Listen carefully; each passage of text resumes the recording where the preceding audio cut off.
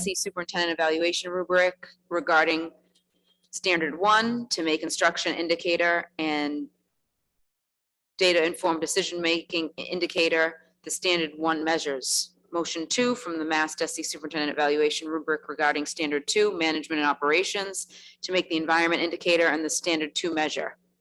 Motion 3 from the Mass DESI superintendent evaluation rubric regarding standard 3 family and community engagement to make the engagement indicator 3A sharing responsibility indicator 3B and communication indicator 3C the standard 3 measures. Motion 4 from the DESI superintendent evaluation rubric regarding professional culture to make commitment to high school standards indicator 4A cultural proficiency indicator 4B managing conflict indicator 4F the standard 4 measures. Motion 5, the committee will use the words exemplary, proficient, needs improvement, and unsatisfactory in the superintendent's evaluation for each measure being evaluated. Motion 6, the superintendent's evaluation will include the raw data from all members in addition to the summary evaluation of the subcommittee. Motion 7, the school committee will create a new standing subcommittee, the evaluation subcommittee, with 3 members for compilation of the notes and evaluations of individual members and provide a recommendation to the full committee at evaluation time. Motion 8, members Graham, Hayes, and McLaughlin will be assigned to the evaluation subcommittee with member Hayes as the chairperson. Motion for approval of the consent agenda. Motion approved. By member Rousseau, seconded by member McLaughlin. All those in favor? Aye. All those opposed? Consent agenda is approved.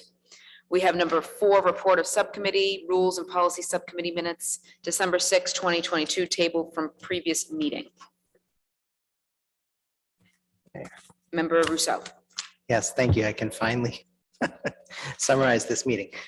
So we met on December 6th to discuss the bullying prevention and intervention plan, which is a policy, even though it's called a plan. The name of the policy is specified in the law itself, so that's why we have to have this rather unusual name for a policy. There were Member Graham, Member McLaughlin, and myself were present, and we had a host of additional folks from the public as well as the administration.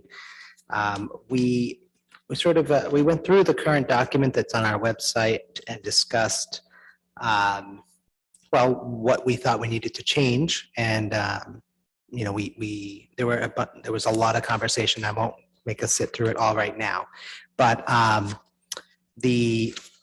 there was a couple of really important points made during the meeting.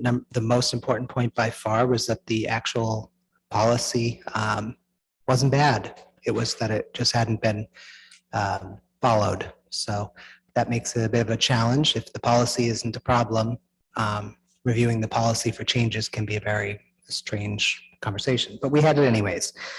So we agreed that much or most of the actual content of the policy looked pretty good. We also all agreed that the format of the document was needed some work, is the nice way to put it. We talked about ways to actually do that. And, writing policy in a meeting is the expectation, but typically a policy could be a paragraph, it could be a page, sometimes 2 pages. But this one, I believe, is 38 pages, if I remember correctly. And going line by line through a 38-page document in meetings would mean years of documents, probably, or at least months of meetings. So we did discuss if we could create a shared Google Doc and we could work on it offline. I did wonder whether that was acceptable or not from the open meeting law perspective. And I did ask the AG's open government office about it, and they said that we could not. We could each have our own documents and then bring our suggested changes together. But then again, we're back to the working line by line or paragraph by paragraph through the whole document. And it was interesting, the email didn't quite apologize, but did acknowledge the fact that the open meeting law is really a problem when it comes to things such as what we're trying to do. But anyway, so that's the bottom line, is that we will have to go line by line Hopefully everybody that is interested in providing changes or feedback on the document can bring their own copy to the meeting. We're having another meeting this month, hopefully February 14th, but I'm waiting to confirm that, where we will start working through this document. And of course, at any time anybody has suggestions for actual change to the policy, we should definitely be talking about that as well. They were, aside from the how to deal with the document, there was another takeaway that was really well supported, in that we should have visual work, a visual flow chart of how to deal with bullying and the whole process, as well as the document should be translated, and I don't believe it is right now. So those were the minutes, and I look forward to the next meeting, which is a little later than planned, but that's all. Thank you, Member Rousseau. Is there a motion for approval of the minutes? Motion to approve. By Member McLaughlin, seconded by Member Graham. All those in favor? Aye. All those opposed? Minutes are approved. We have reports of superintendent, number 5. First up is superintendent updates and comments. Dr. Maurice Edward Vincent, superintendent. Good evening. Good evening.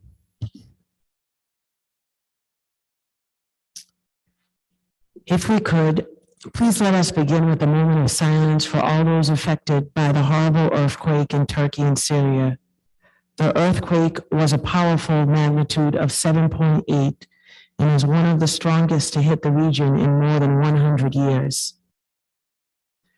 As a Haitian American, I know firsthand the devastation of an awful earthquake, as many members of friends and families are still recovering from the deadly earthquake that took place in 2010, which registered a magnitude of 7.0. Can you please rise for a moment of silence for our friends and neighbors? Thank you.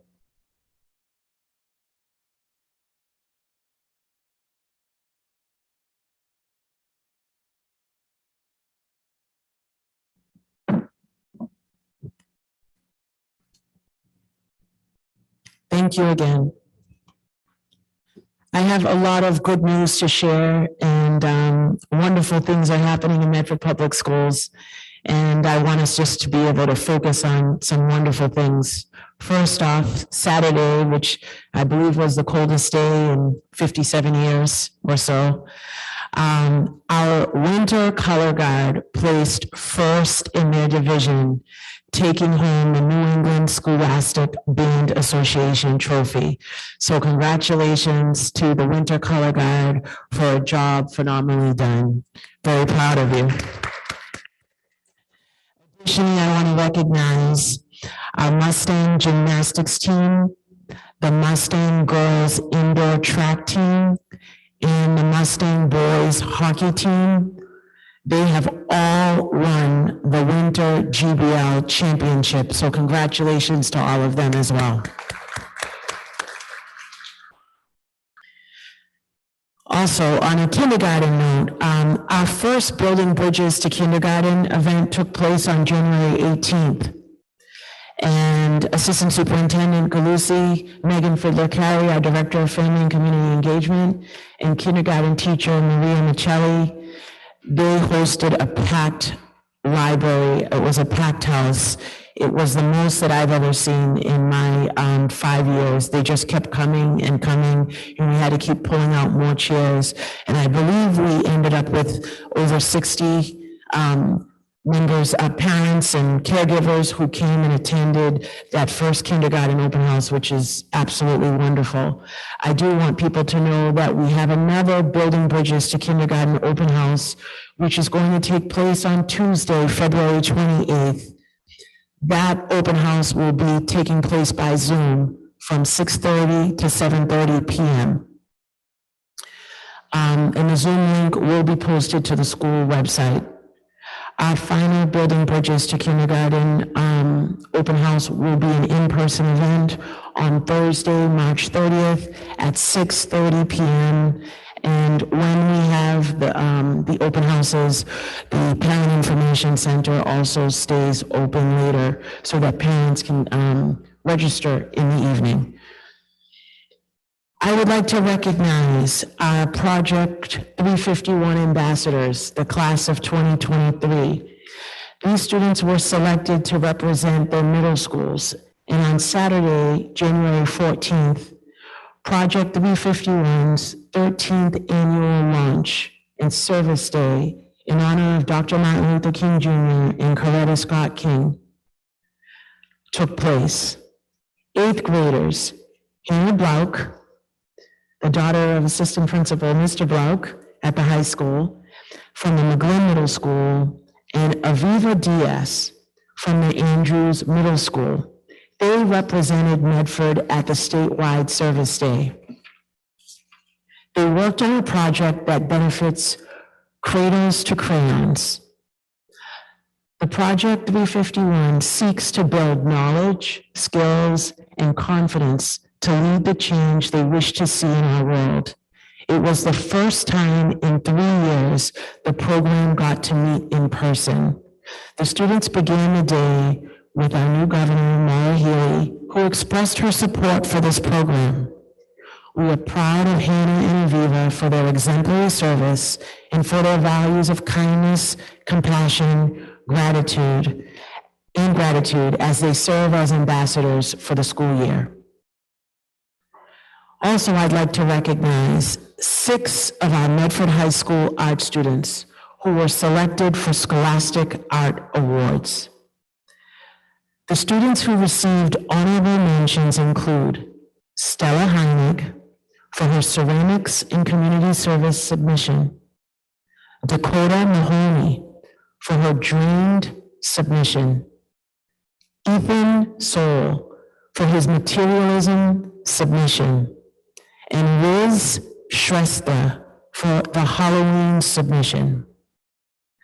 Abigail Sloan received the Silver Key Award for her Follow the Yellow Brick Road submission, and Lillian Verhagen received the Gold Key and American Visions Award for a Glance Back submission. Special thanks to our art teachers, Ms. Van Aken and Mr. Smith. Congratulations to these students. What a great accomplishment.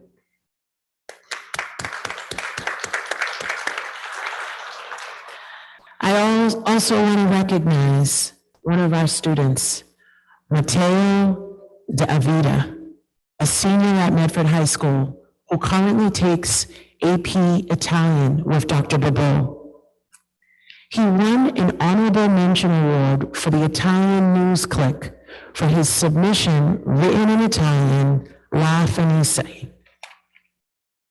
He was one of 4 students honored in the creative writing competition sponsored by the Harvard-based Italian language website. Matteo received his award at a ceremony at the Italian consulate in Boston. Special thanks to Dr. Babot, Director of World Languages, and congratulations to Matteo. Fabulous job.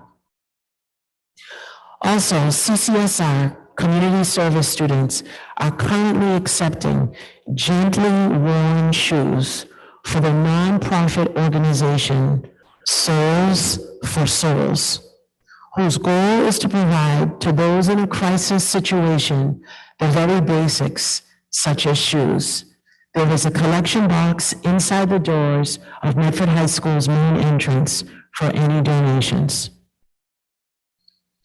Also, to all of our parents and caregivers, I want to alert you that the Extra COVID Supplemental Nutrition Assistance Program, SNAP, created during the pandemic to help families buy food, will end on March 2nd per the Commonwealth of Massachusetts.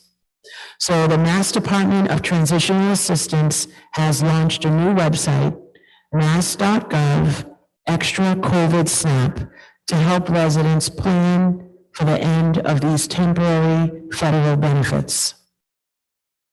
I also want to just encourage our middle and high school students who love writing that we have a wonderful poetry contest taking place by Medford's own poet laureate, Mr. Terry Carter. You can go to the website and you can get submission details there, and all submissions need to be received by March 15th, and all genres of poetry will be accepted. Just a few upcoming events that are coming up. This coming Wednesday, February 8th, is early release. Our middle school PTOs are welcoming students to skate at the LeConte rink from 12:30 to 2 p.m. The PTOs will be selling pizza and snacks for purchase.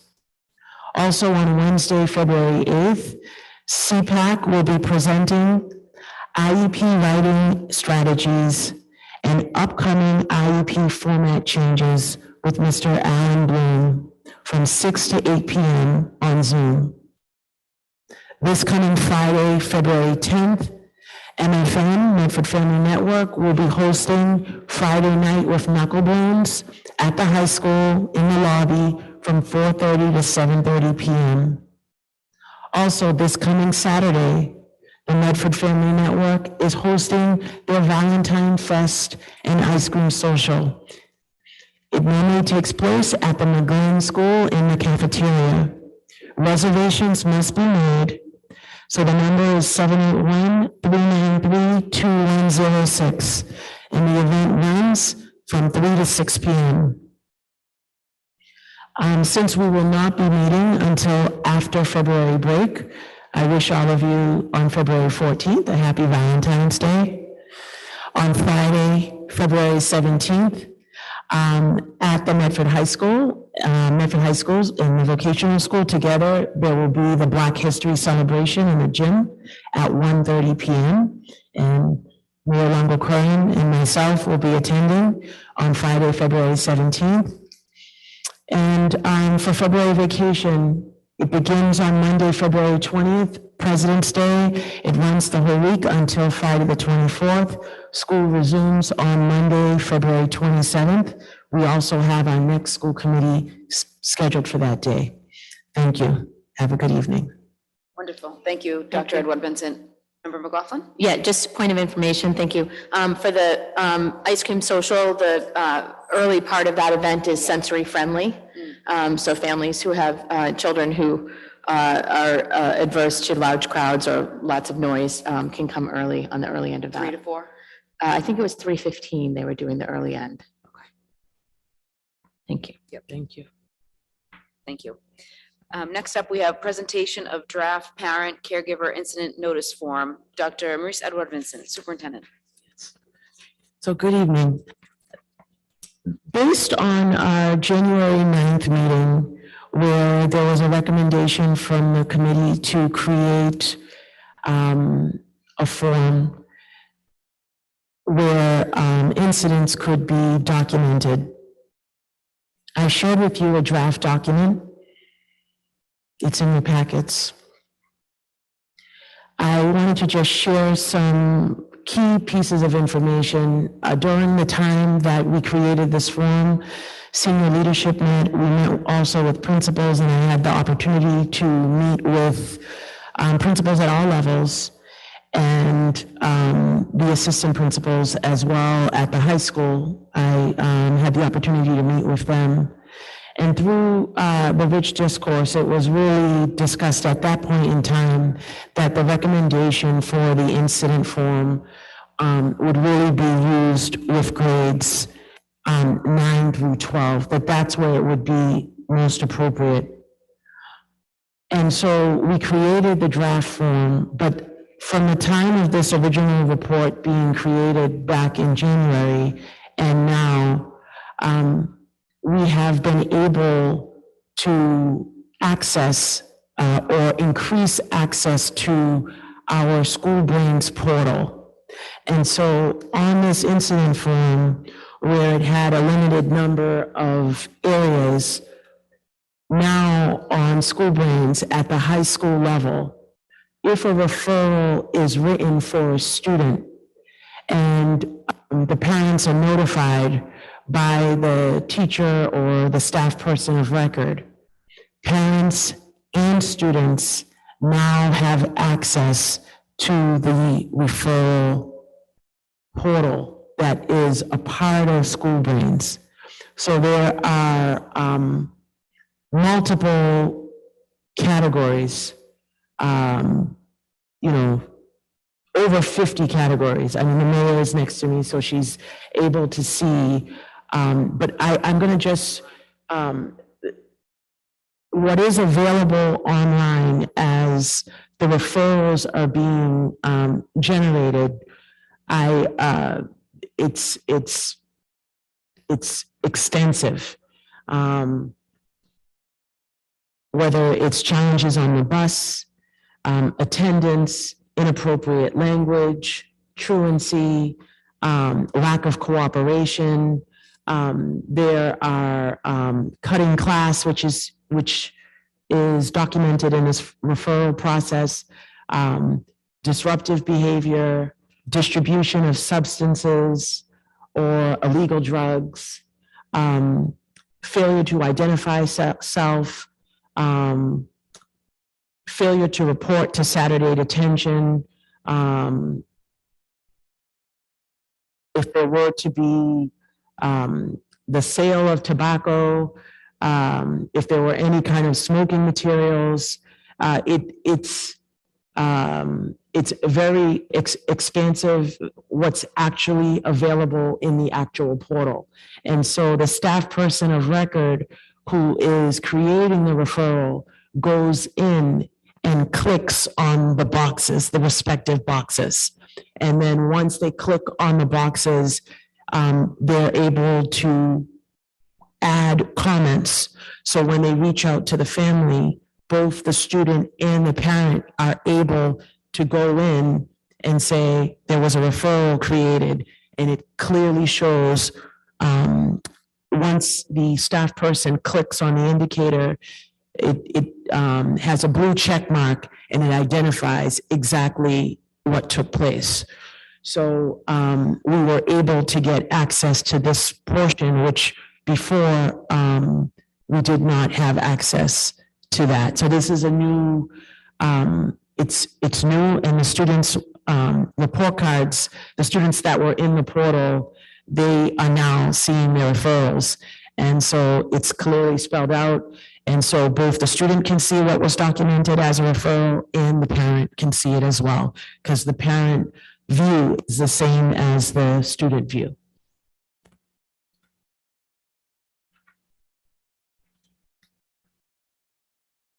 Mayor?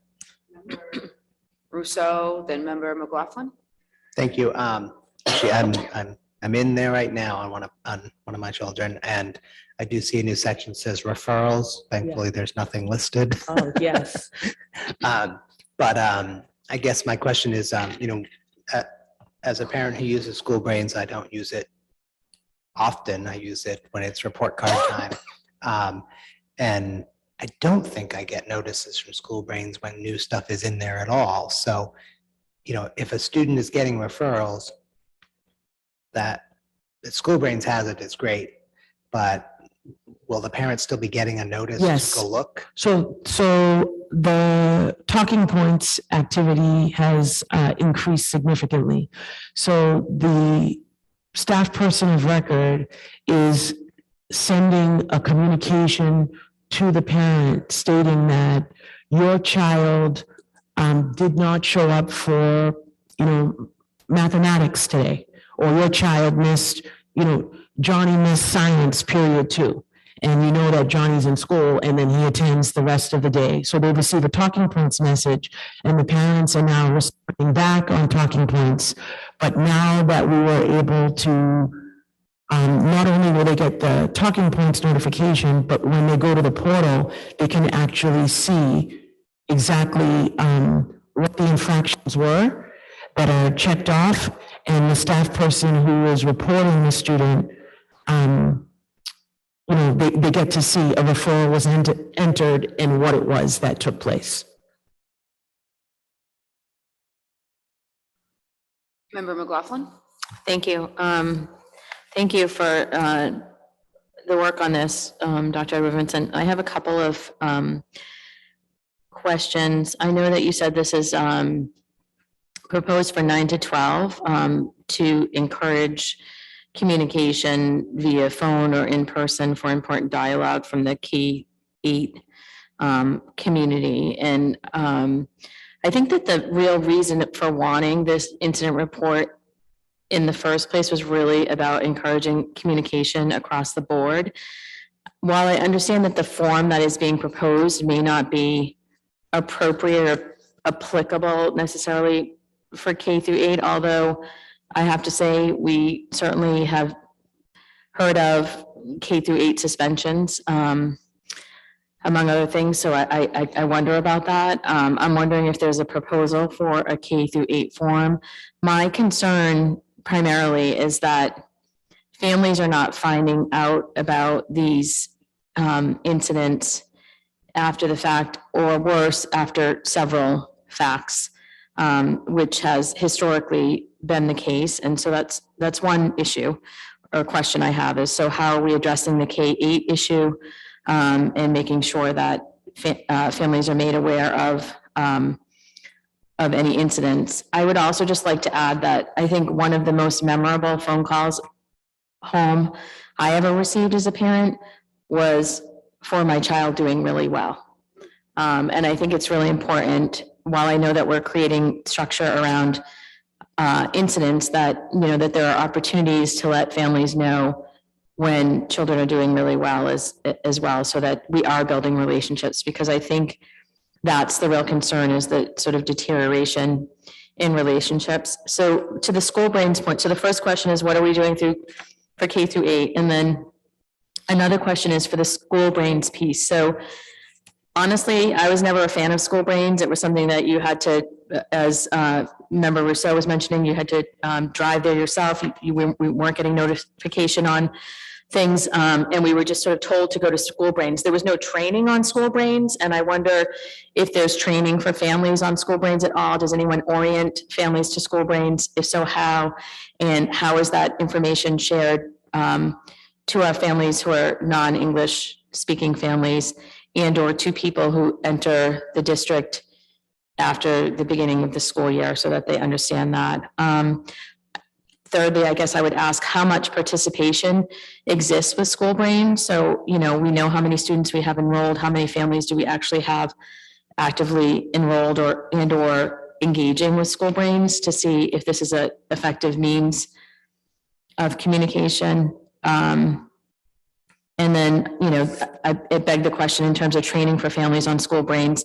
It also begs the question for me on our economically disadvantaged families about access to technology. So I don't know that all of those questions could be answered in this particular meeting, but if we could answer some of them, that would be great. And, you know, if you have to go back to the drawing board for answers to others, I'd be okay with that too, but I'd love to just get some response. Thank you. So with school brains, again, at the secondary level, at the high school level, grades, there was definitely active participation from parents at the high school level, midterms and other key communications happen through the School Brains portal. And now seeing, when I actually was able to see the actual list of, you know, it's probably about 90 different indicators. The fact that it's already housed in one place, so you could see, one of the reasons with adding separate documentation like this, first, it's not going to be able to capture like almost 90 different indicators that I'm looking at. But secondly, in School Brains, not only does it let you know, okay, this happened on February 6th, but if there's more than one referral made, it keeps track of all of that. So you actually have in one spot from the start of the school year throughout, you can go and click and count and say, oh, there were 15 referrals for, you know, inappropriate behavior or cutting class. It's all in one place, and you can see who the different staff people are. So having it within the portal, you're able to keep the data in one place, and parents are now able to see who's sending it, they would have received talking points or a phone call, depending on what transpired from a staff person, a guidance counselor, an assistant principal or principal, reaching out to them to say this is what ended up taking place. And they can also now go into the portal and see what the actual referral was about and what was, the time of day, who was the instructor who sent it. So this is now a new ability that we did not have before. And so I actually, now that it's working and the students are realizing this is being documented, they can actually see what the referral is for.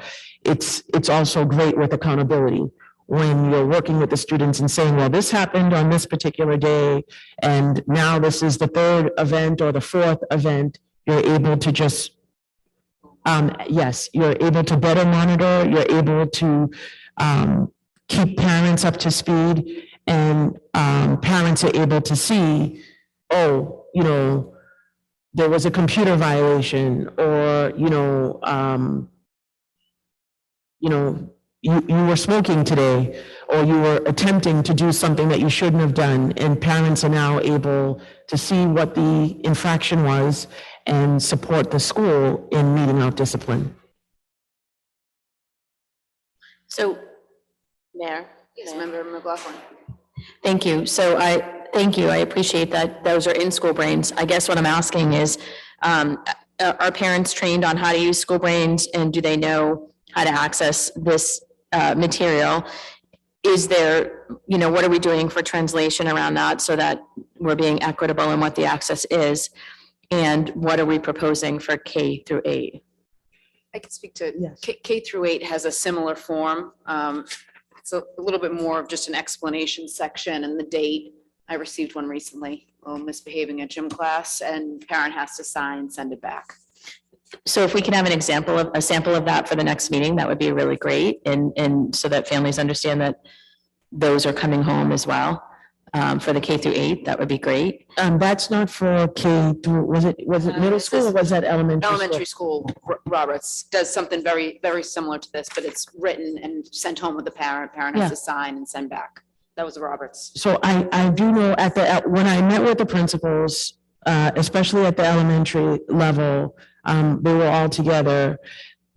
Some of the schools use a slightly different form, but they definitely focus on communicating with parents at the elementary level, because it really should be what's appropriate. If it's, a younger child, letting the parent know immediately, this is what happened, this is, how we're handling it, and trying to handle it at an appropriate level. In this situation, yes, there are suspensions that do take place, not often at the elementary level, but sometimes there are some extreme behaviors that, there needs to be a serious consequence. But that is like the exception and not the norm. Usually, if it's something at that level, the parents would receive a phone call. The parents may come in for a meeting to speak with the administrator or speak with the teacher to say, this is what the inappropriate behavior was, and this is our expectation next go around. So, you said you received a form about, maybe, excited behavior in phys ed. And then as a mom, you were able just to support the district and say, I expect perfect behavior when you, travel to specialists or wherever it is. And so that's the hope of definitely trying to have communication and collaboration, supporting one another in this process. I think at the high school level, where we're dealing with young adults, and in dealing with young adults who are going to be going out into the real world, that what's happening right now, reaching out to the parents through talking points, completing the referral, and the administrators following up on, if it's a staff person, the administrator following up with the parent as well, to say this is being addressed, but it's clearly being documented, that it's what is developmentally appropriate. At the middle school level, again, I do feel that communication with the parents is critically important. And again, if the behavior is truly a behavior that's unacceptable, then there will be consequences for that behavior. But a lot of the behaviors that are being addressed, the administrators and or teachers or staff work in collaboration with the parents. Yeah. Thank you, Dr. Wilkinson. I guess I'm not feeling like I'm really getting any answer about what is going to happen for K through 8. Are families getting a form sent home if there's, a disciplinary action, or if there's something more importantly, if there's something put in the student's file regarding the student's behavior or discipline, that the parents are formally notified and made aware of it, so that they're not finding out 5 disciplinary infractions in. So my question is, what about K through 8? And then the other is, what training and access do we have for families for School Brains? So training, meaning how to use School Brains, how School Brains works, what School Brains is. Access, meaning for families that don't have English as their primary language. So with the training, I'm going to ask for Assistant Superintendent Suzanne Galusi and Dr. Christian, if they wouldn't mind coming up to speak specifically to how things look differently at the elementary level. In terms of training, I would even ask maybe Member Rousseau or Member Mastone, do you recall having a special training with School Brains? I think some of it's intuitive. I know we have the translators available. And Talking Points does translate, but I'm not sure if there's a formalized training. So I'm deferring to you guys to also chime in. So I think, Member Stone, I'm sorry. Okay, so I think one of the things that we do need to do is to create a formal parent training for our parents as they come into the district, and then as best we can, and really look to the committee to help out, to encourage parents to come to the training. We can record them on YouTube, have them up there. As I know, Assistant Superintendent Galusi and Ms. Riccadelli recently did a training that, while there wasn't great attendance, it is codified it is there on YouTube for people to return to, and we'll be able to share it out. So we can work, myself and Ms. Galusi, we can work with Kim Miles, who really is our amazing data representative working with School Brains, to put together a training. It is, in large regards, there's not much that is there to confuse parents. On the school district side, it's a very comprehensive system, but on the forward-facing side, not so much for parents and caregivers. But we can definitely put that together. And also, I think that through some conversation, we can also consider rolling this out for 6 through 8, as the system is used comprehensively starting when students enter the 6th grade. So that's another conversation that we can have internally and move forward with.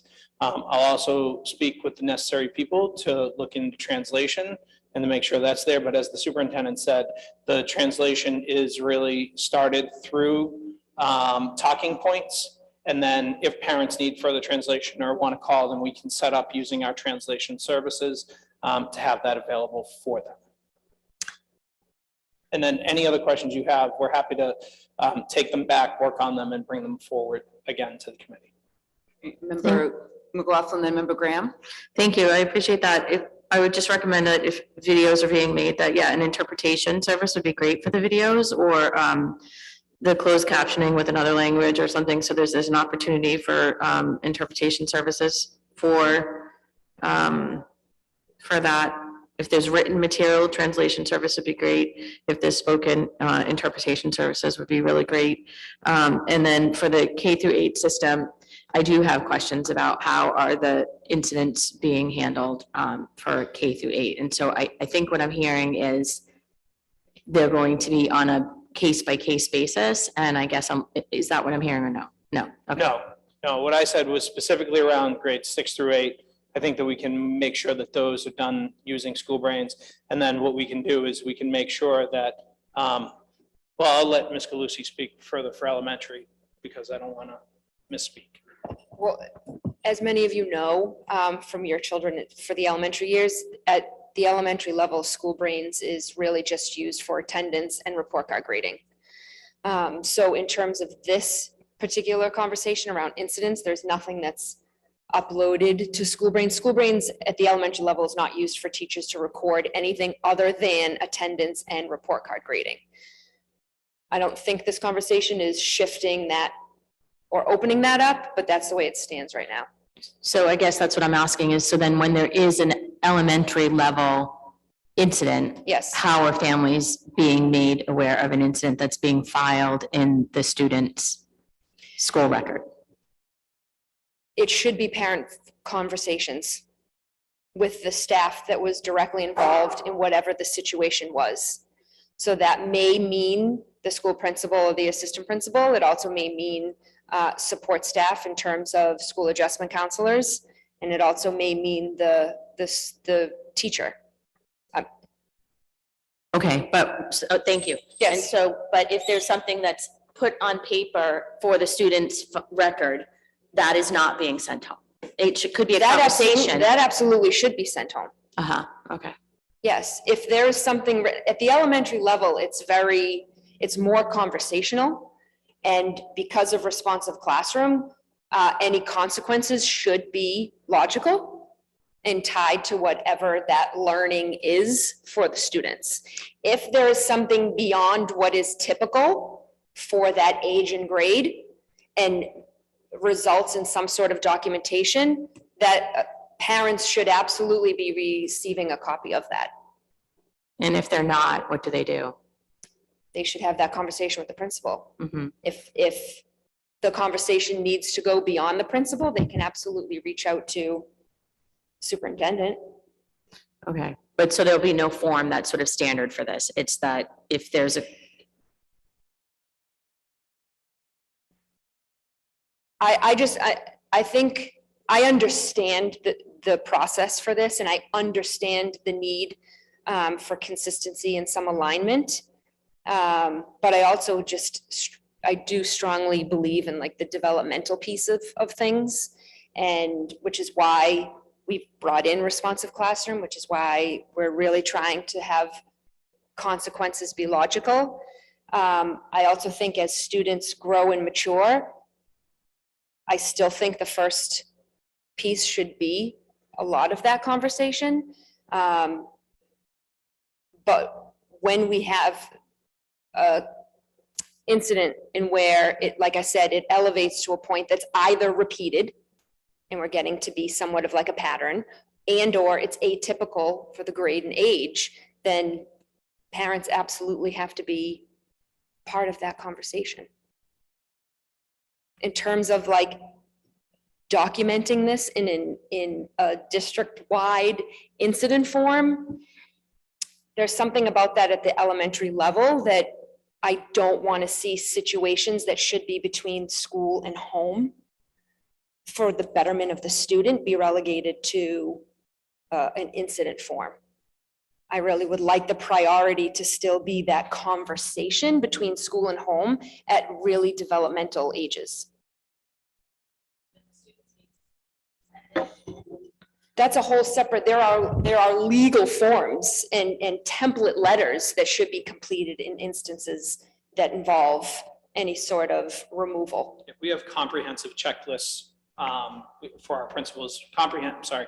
We have comprehensive checklists for our principals to use. We have notifications, letters, hearing notices, and a real comprehensive established process for all of our principals and assistant principals to use when the last effort, suspension, is utilized, and utilized rarely. The other thing too that I will say is while the elementary level is using responsive classroom, secondary is really leaning into and embracing restorative justice, circle chats, opportunities for students to really grow, and as they are maturing, as Ms. Galucci said, as they are maturing and growing, to have those conversations as young adults and growing adults through their high school years to have conversations and better understood how that made other people feel, to build that empathy and to build that true understanding of the consequences of their actions beyond just being consequenced.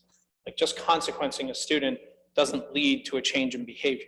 Hopefully through structured conversations with adults and peers, we'll be able to move students to fully understand the change that's necessary. Member Graham? Thank you. I think I'm just trying to understand all the parts, because I think one of our biggest problems is consistency and follow through. And if we're adding parts and pieces to already things that are not happening with consistency, like I don't see how that's going to benefit students or families, frankly. But I think what I'm hearing is that all along, School Brains had the capability to be alerting parents if things are happening, and we just didn't use it. And now we are using it. Is that right? I'm not sure. I just know that they were able to get access on the referral portion to get it opened. I wasn't on that back end piece to say, how could you let families see referrals that were in the system? And that aspect got opened or unlocked. I'm not sure of the specifics of how it happened. Okay. So if that's the case, then School Brains now has the capability to display for parents what's happening with their student day to day. That's great news, because that didn't exist like a month ago. And then we're also going to use we're asking teachers to record it in one system and then use talking points to communicate about it in another system. And then also a form. So I think that just sounds like exactly something where nothing is ever going to happen the way parents are, I think, really asking the district to communicate about. I think it would be my very strong preference that we use our student information system for the capabilities that it must have. I can't imagine that this system that is used across the state, across the country, cannot send emails proactively to parents when a referral is flagged in the system. It's beyond my comprehension that a system in this day and age would not be able to do that. That is so widely deployed. We're not using something we built, in a lab somewhere, in the back office. We're using a purchased off-the-shelf software platform. It has to be able to do that. And if it can do that, I don't know why we would create a form that is outside of that, because that is just another place for the process to fall apart, frankly. And I think if we're using talking points to have a conversation, that makes sense. But I don't want it to be expected that as a teacher, I'm going to put information in a whole bunch of different places and I'm going to communicate with parents, because something is going to give that's going to bring us right back to where we are, which is wildly inconsistent. So I would rather see there be a standard way for once information goes into School Brains, it can be communicated to parents, and then teachers can use talking points to have the conversations that they should be having. I don't love this extra form. I think it's adding a lot of weird complexity about when do I put it in School Brains and when do I use the form? And I don't think parents want to make this harder for school to communicate with them. I think we just are really looking for basic flow of information between what is happening in the building that we cannot see when we're at home or at work or wherever, and what you all know to be true and happening in the building. I think we all would love for our kids to come home and tell us all these things, but they're not going to. And we need you to tell us these things. So I am not in love with this form. I think it's basically one of those things that is going to completely fall by the wayside in 3 months. I would much rather see us invest some energy into actually learning what School Brains does and doesn't do and can and cannot do, because if we didn't know about this, what else don't we know about? I do think it's appropriate if those things are being tracked or could be tracked for 6 to 8, that again, that could absolutely happen in School Brains. That doesn't seem like it would be too big of a stretch. And I think I have always had the question about if we are putting student data in school brains about elementary students, why can parents not see that data? Like whatever it may be, and there may be great reasons to not put this kind of disciplinary data in there, but if you're keeping data about my kid in a system, I want access to it because it's my kid. So I thought during the pandemic, we might have opened that up and that didn't happen, but I think parents are capable of understanding, you know, that there are differences between levels. So I would also ask that the district like end that practice of storing data in a system about kids that is not visible to parents. Like I think, and to Member McLaughlin's point, like a quick video on a website and more importantly, like principals talking about like, this is how we do this. Yep. This is what our community does. This is what our culture and our school operation is all about. That's what is missing. So like if we're trying to get at that consistency and that community climate expectations, like I don't think the form actually gets us there. I'm not tied to the form at all. And if we throw the form out and we do something better, all the better if it is easier and more likely to A, succeed, and B, be around next year at this time, and you know, D, like actually make things easier for the people who are having to do this work, because I'm really concerned about that too.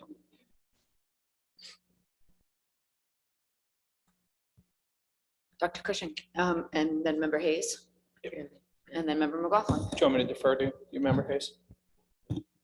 So you bring up all very good points. We will look into, so the student information management systems provide a great amount of resources and also simultaneously a tremendous amount of challenges with the multi-level databases that they are. And what you think, as all of you here might, and believe it or not, school administrators and leaders, you think might be easy to just push an email when something's submitted, has never been that easy through multiple systems I've been a part of. But we can make the call tomorrow to our representatives, both within the Medford schools, Kim, and representatives at School Brains to figure it out. The other thing though too is I would actually pause on just like a person submits it and then an email is simultaneously sent to a parent that there's been an incident, because I think then that takes away maybe necessary context that a conversation with an assistant principal or a teacher or someone along the line might have. And so having done those roles, the importance of picking up the phone and having a conversation that goes beyond sending an email home or something like that to make that voice-to-voice contact is so critical in relationship building and then really supporting students through whatever troubles they might be in for the moment, all right, for the moment. So that's one other thing that I'd like to be able to see, like, when does that email actually get sent? Yeah, and I think that's a great question. And I think immediate is not always the right answer. Like, you know, maybe it's like a weekly thing or daily thing. I don't know. But I just want to make sure there's something consistent that we can say, this is how we do this thing in our district, and this is what you can expect. I definitely don't want that to take the place of conversations at any level, because I think all parents, you know, need to know and hear from humans what's happening with their tiny humans, however tiny or giant they might be. Like they need to know. So I think you're right. Like that has to be a priority. And if we push too much paper around, like that's the thing that will get lost, and no one will be better for it. And I think to the point of like these information management systems being really complicated, I get it. Like every time you kind of peel back a layer, right, there's something else there about how the system operates. And if we, you know, feel like this is just one of those situations where we need to be in better contact with those experts so that we can do the things we want to do, great. If we feel like this system cannot meet our needs, like there are other ones out there, and we should use our ESSER money to buy a new system. Like we shouldn't keep being satisfied with systems that can't meet our needs, that create like a huge administrative burden.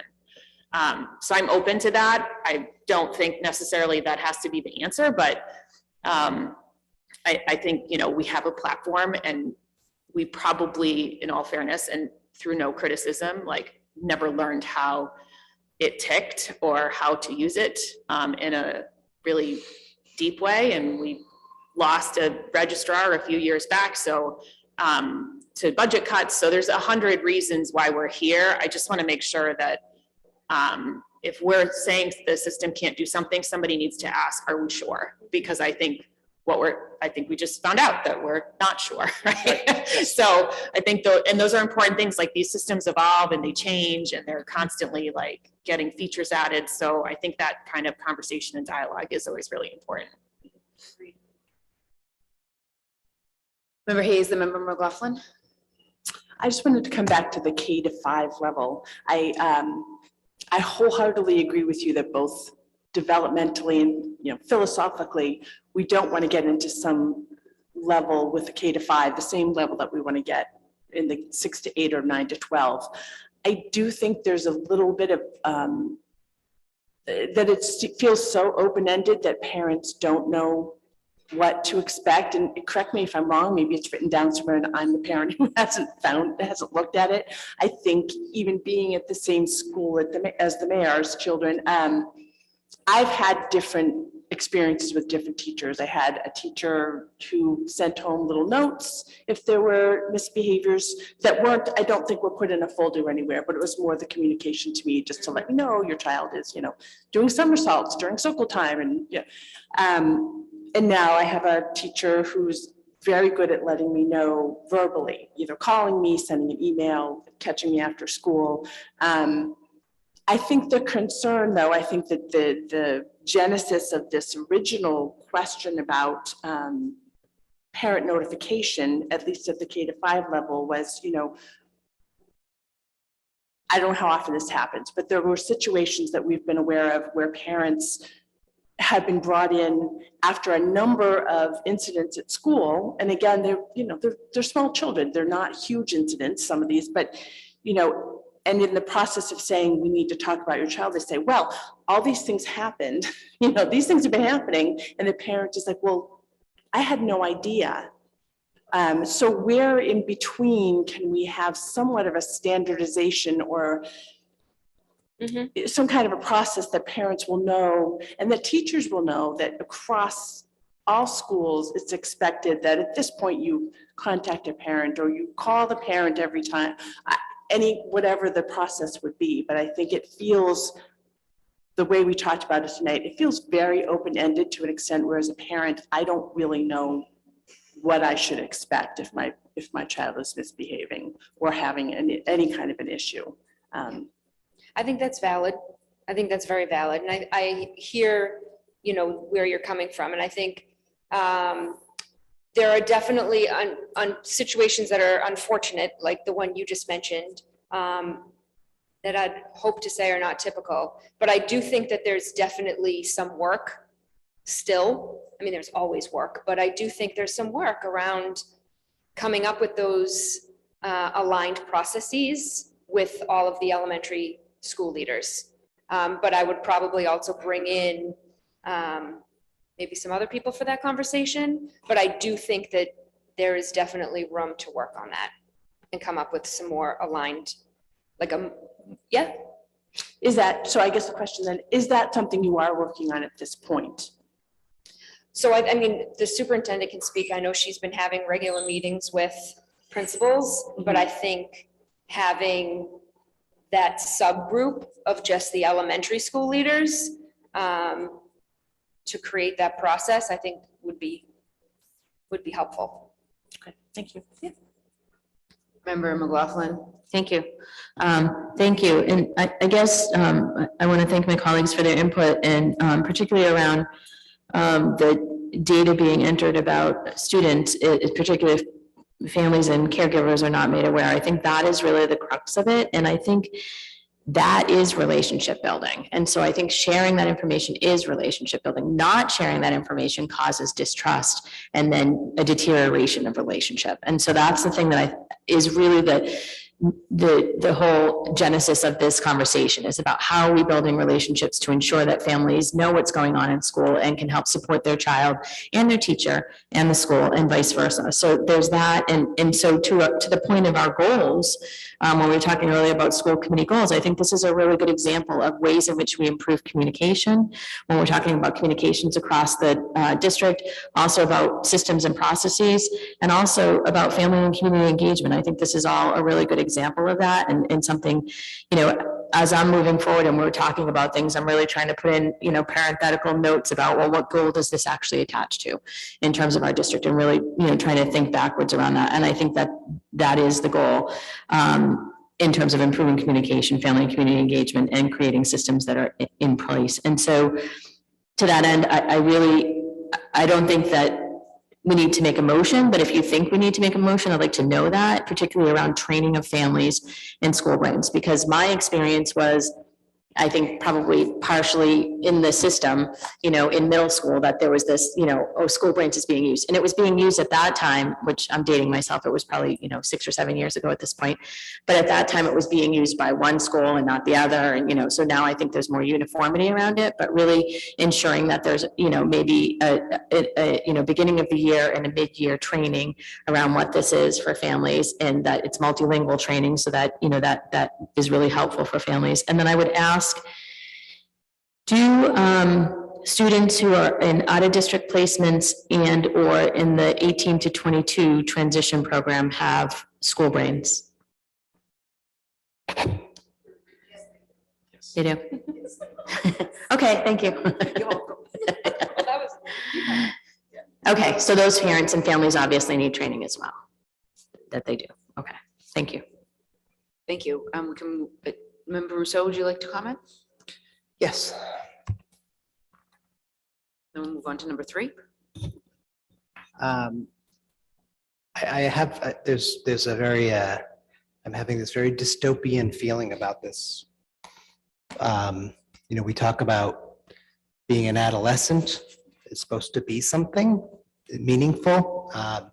And if every single thing that all of us did between the ages of 0 and 18 was available right now on a web page, I can assure you that very few of us would be sitting here. And so I'm very concerned about the data retention policies for this. I know that, for instance, discipline related to a diagnosed disability is not supposed to end up in the student record, right? Isn't that the new law that just passed and or just went into effect? So that is a determination. Sorry, Joan. Go ahead, Joan. Yes, that's correct. Thank you. Sorry. I see your head, but not everybody on screen can see it. So my question is, when is this data entered and by who? Because data just doesn't, if after the fact is determined it shouldn't be part of the permanent record, we should all be fully aware by now that there's no such thing as deleting data. So,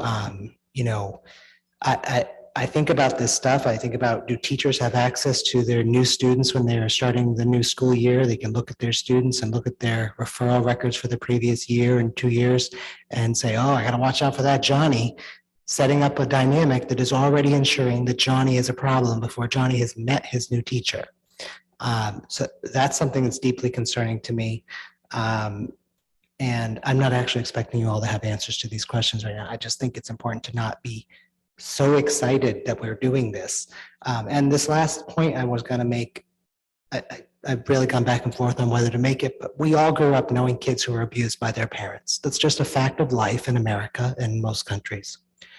Does this have a way to flag that this student's referrals should not automatically be sent to parents on the portal? Because you know what? If my kid comes home and got a referral because they talked back to a teacher once, I'm not going to be happy about it. I'm also not going to harm my child. And we can pretend that there are not families in this town that harm their children, but that's just not true. And I'm worried about the children, but I'm also worried about putting the teachers, because when I was growing up, all the teachers knew which kids were being abused at home. Teachers know that, especially in the earlier grades where you're with the kid all day, every day. And so are we setting up a situation where teachers have to choose between compliance and putting it in school brains, knowing that the kid may not come to school tomorrow because they need a day away to not be seen, or to probably do what the teachers will do and not put it in? I mean, I would expect teachers to err on the side of kids' safety, and we all would. So I just worry there's a goal here, and why we're doing it is an important goal. I just think it feels a bit blunt force and leaves an awful lot of opportunity for student records that become their permanent life story. Violations of that law that we just had, that just went into effect. And then also putting teachers in, frankly, really uncomfortable situations around, I don't want to not report this, but I also know that Johnny's dad's not going to react in a way that is necessarily in bounds for modern parenting, at least. So those are my concerns. And this just seems like a very global, bit celebratory experience I'm having here with the rest of the conversations we're having. And I'm worried about kids like myself whose parents would not have responded in a way that would have let me come to school the next day. Thank you. Thank you. I guess I'll offer one final comment that I think if you give us time to bring our principals and this assistant principals to form a working group around this, I think that we'll be able to come up with some solutions that address all the concerns, especially the last ones that you just brought up. Because if we have an automatic system that's just going to broadcast messages home, I don't have confidence in, honestly, any student management system necessarily discerning away from an automatic send. All right. So those are some things. But if you give us some time to maybe work with a working group to really thought map this and to come up with some solutions, I think that may be the best way to go without a resolution. Member McLaughlin. I think that's a great idea, and I think through the chair to my colleague Member Rousseau, I think that's a really important and resonating point and poignant point.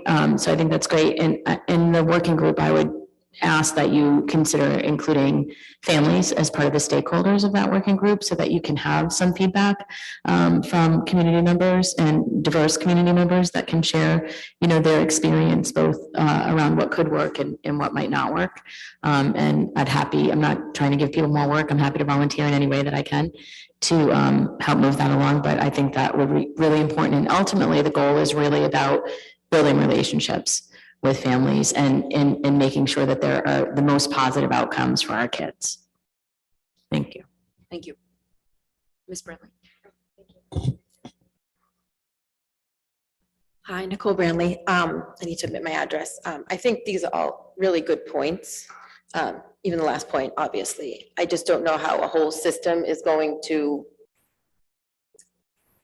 say, yes, it should go to this family, but no, we need to worry about this family, especially if it's an email. That seems like a monster, size situation that seems impossible, right? I mean, but I do think in elementary, there are, forms that are used that are age appropriate, consequences that are age appropriate, discussions, all of that stuff. I think Mrs. Lucy had a great point. I think Member Graham had a great point too, saying that it's great that we're rolling things out, but if we're rolling so many things out that are especially falling on teachers' shoulders, that really concerns me, because I feel like how much more can they do?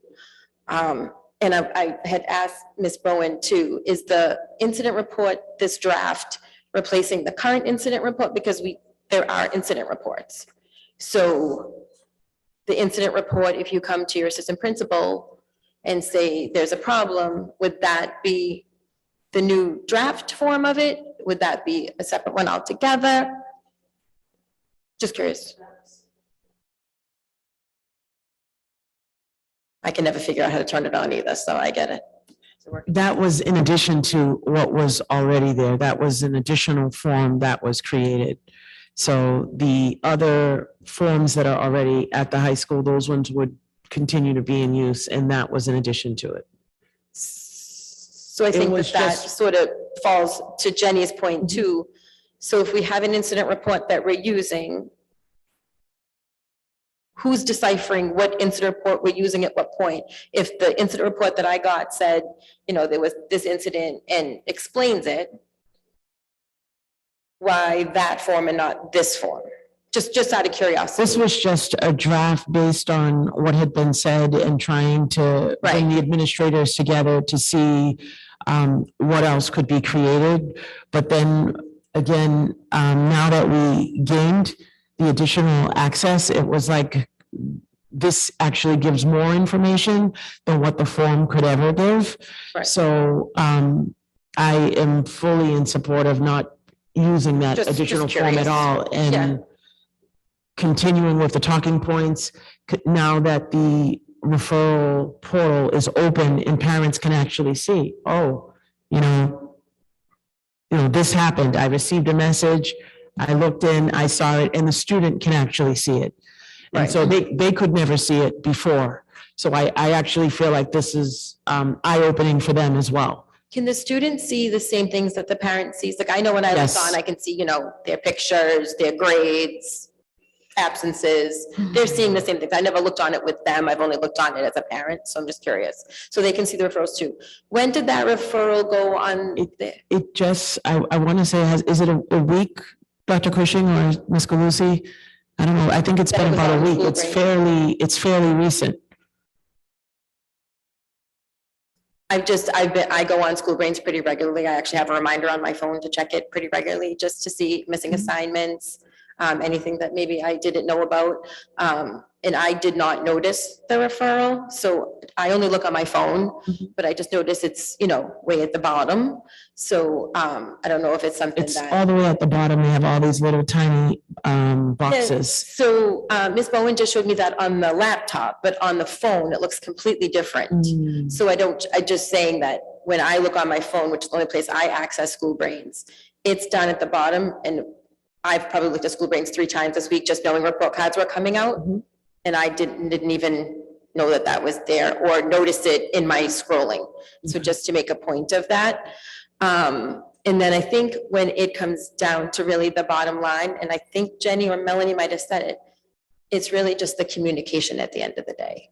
So the incident report that we got was great if we were told about it too. So we had some incidents that happened that we were just not even told about at the end of the day, that even had our child's signature on them, which I found very concerning that no email or phone call had happened. So I think you can, have a new form, an old form, but at the end of the day, if no one reaches out to you, even though our child made us aware of it, she didn't come home with the form either. So I just think at the end of the day, however we're communicating, as long as the communication is, a real time, I think that probably helps. I think someone mentioned the word trust. And I think that would have been helpful even in some of the situations that I've heard of, that it does make you feel very insecure. So I just wanted to throw all that out there. So Thank you. thank you. Thank you, Ms. Brantley. Member McLaughlin. Yeah, thank you. I just, in final, if there's forms that are being signed by our students, then obviously I think those should go home.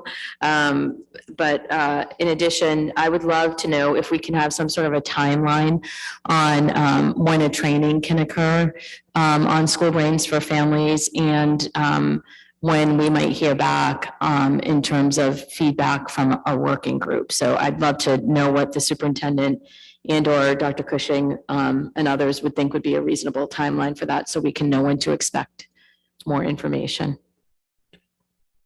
I would say the training for families to learn how to use the talking points. Thank you. School Brains.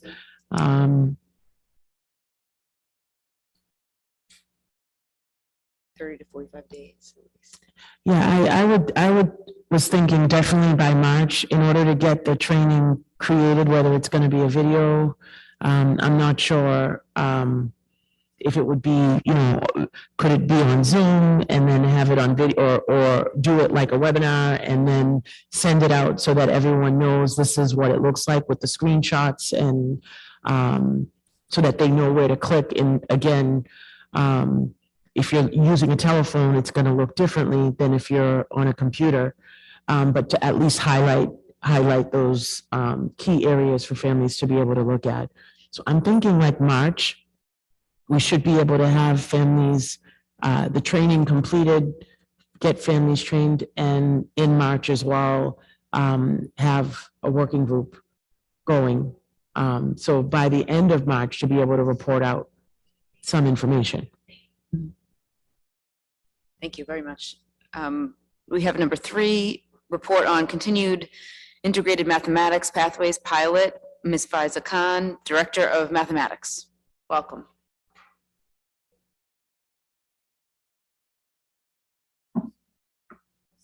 Yep, there you go. Okay, great. Thank you.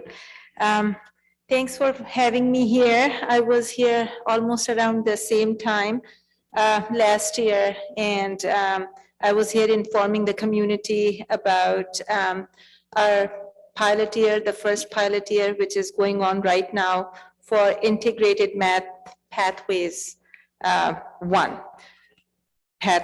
Integrated math pathways course 1. So I would like to start out today by going over the workings of the equity committee. On the high school side, we have about 8 teachers. We have gotten together very often. We have read through the sections of a book from NCTM. We have looked at the existing course offerings and discussed the pros and cons of continuing on with this pathway. We have also continued to work and refine on the course descriptions of this pathway, which will be course 1, course 2, course 3. We have looked at different programs that through which we can use, we can teach integrated math pathways to our students on the vocational side and on the high school side. We have reached out to the districts that offer the pathway. They are about to offer it, or they have been offering it, to pick their brains on what's working and what's not working for them.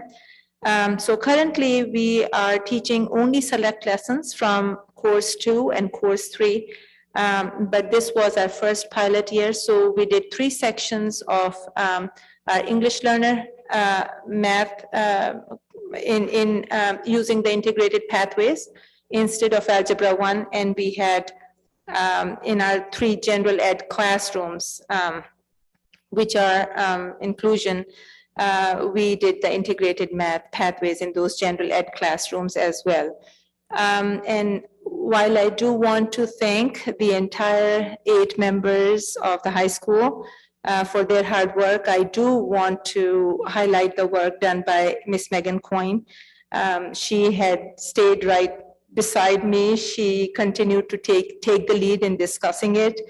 She organized the materials, and she gave me excellent ideas about representing it in multiple formats. So thank you, Ms. Coyne, and thank you so much to the entire equity committee.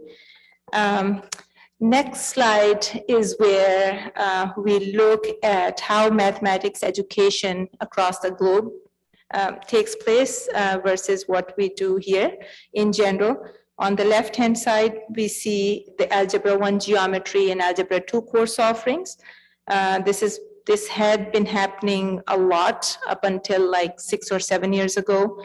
And now we see the shift going towards what we see done universally, which is Math 1, Math 2, and Math 3. When we go to the next slide, it shows us the 2 pathways, the traditional pathway versus the integrated math pathways. I took this slide right off of my presentation last year. What I do want to highlight on this slide is basically um, 2 points. Number one is that Algebra 1 geometry, Algebra 2, whether you take that pathway or you take the Math 1, Math 2, Math 3 pathway, the end result is going to be the same, and we'll see it in subsequent slides.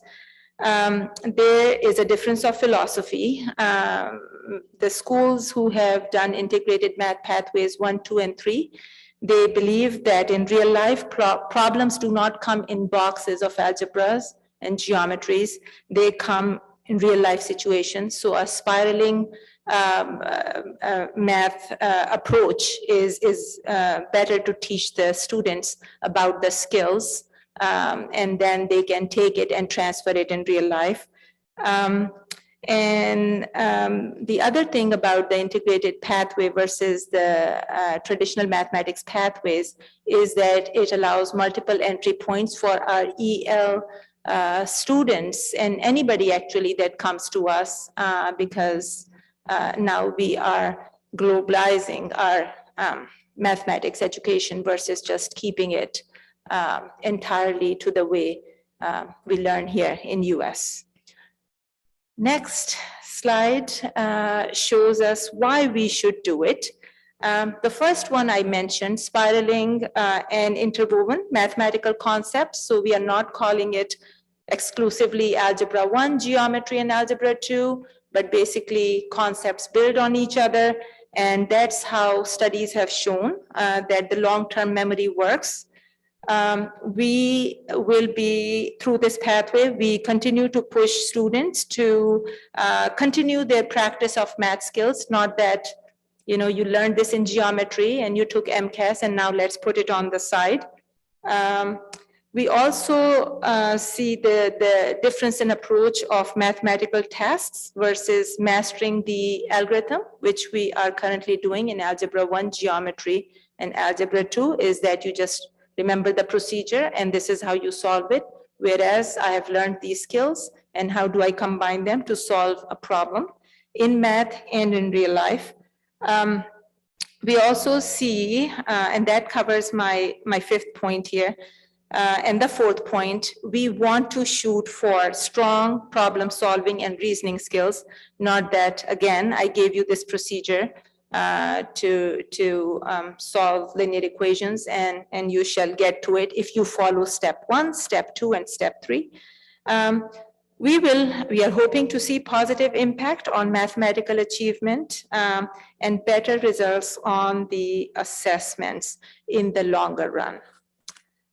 So when we go to the next slide, we see how DESE has proposed it. This is right out of their 2017 frameworks and a presentation that they did. Math 1, Math 2, Math 3 versus Algebra 1, Geometry, and Algebra 2. Fourth year is open to taking many different courses. And of course, one big advantage will be able to take the calculus in fourth grade, as a fourth year course in your senior year. And we'll see that in subsequent slides if we move on to the next one. This is a very comprehensive chart. I have tried to color code it as much as I could, but one important thing to keep in mind is that one thing I would like to propose that everybody notices is that there is no more Algebra 1 at the 9th grade level.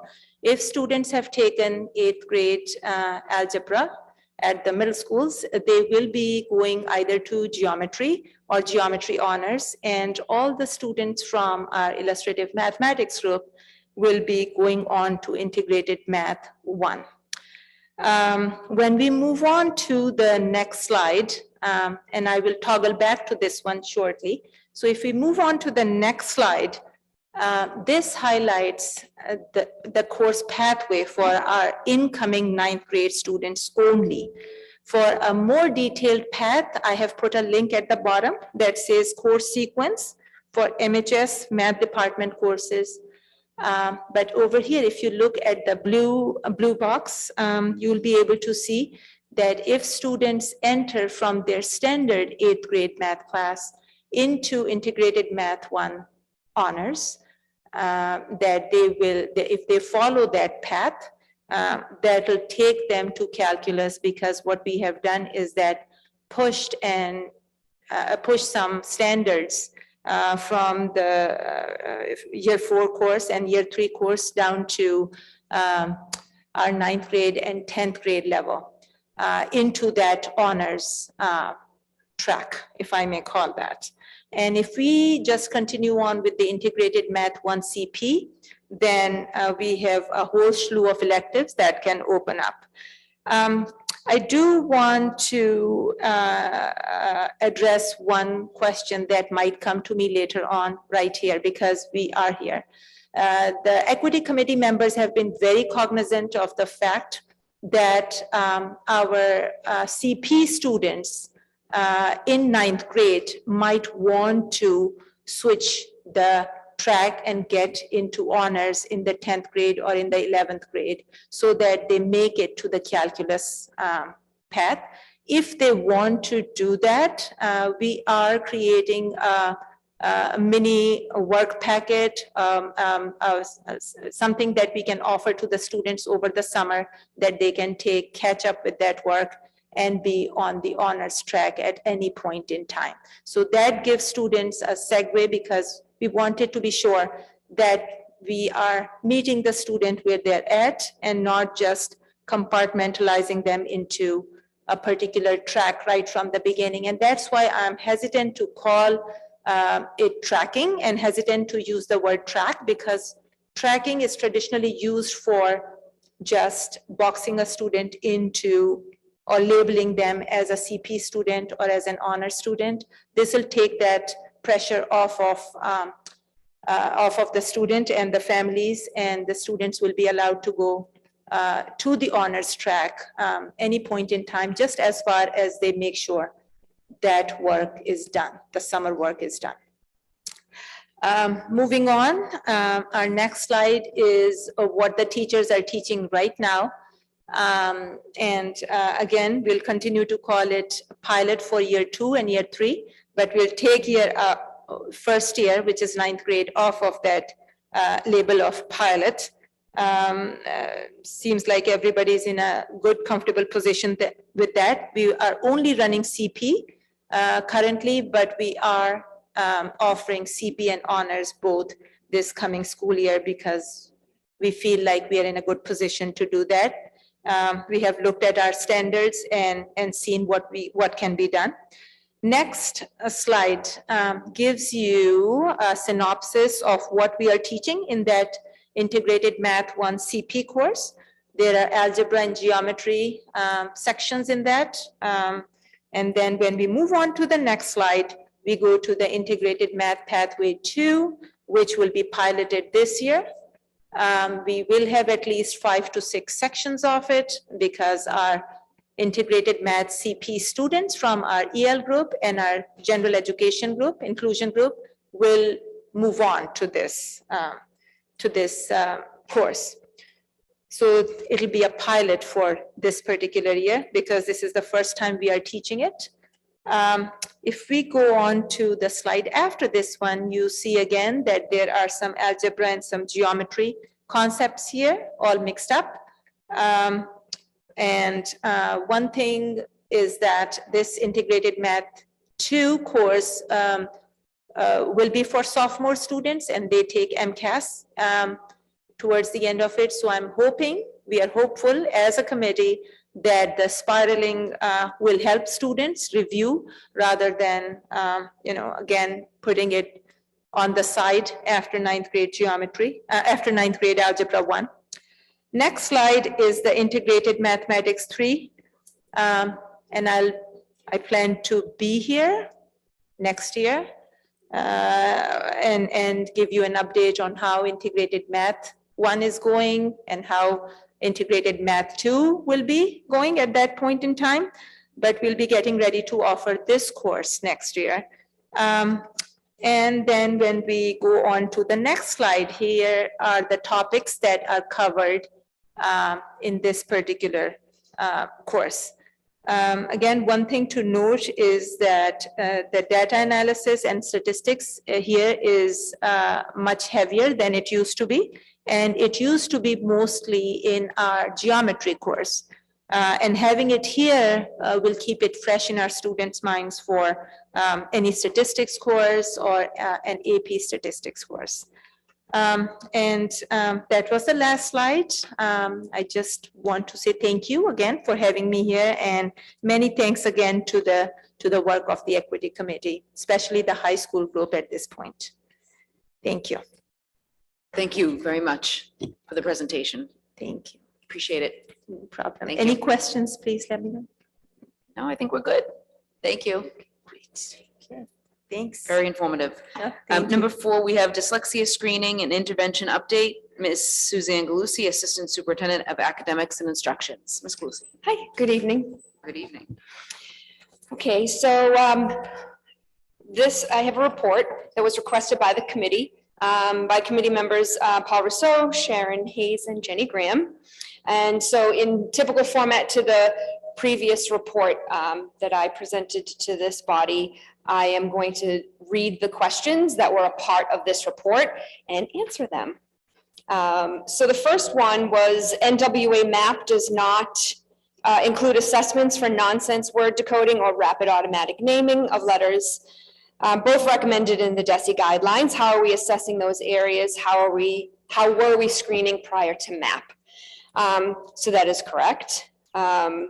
MAP currently, they have just in December of this year rolled out, of course, a new part of their program that includes both of those components if districts so wish to add those on.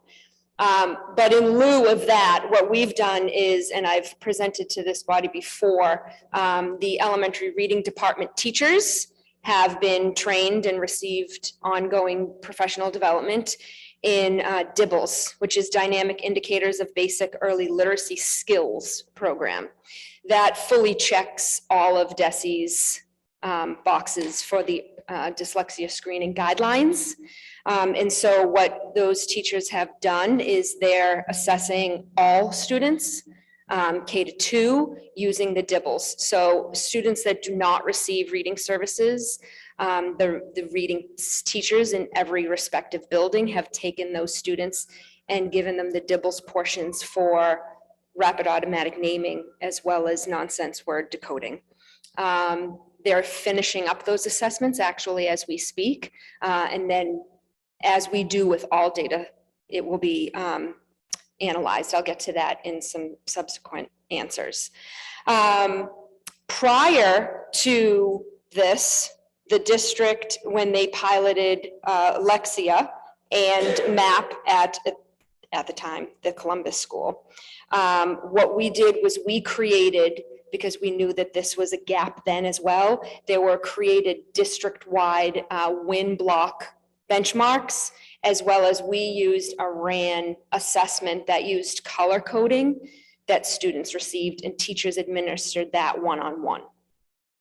We made the shift now because we have trained teachers in the DIBELS system.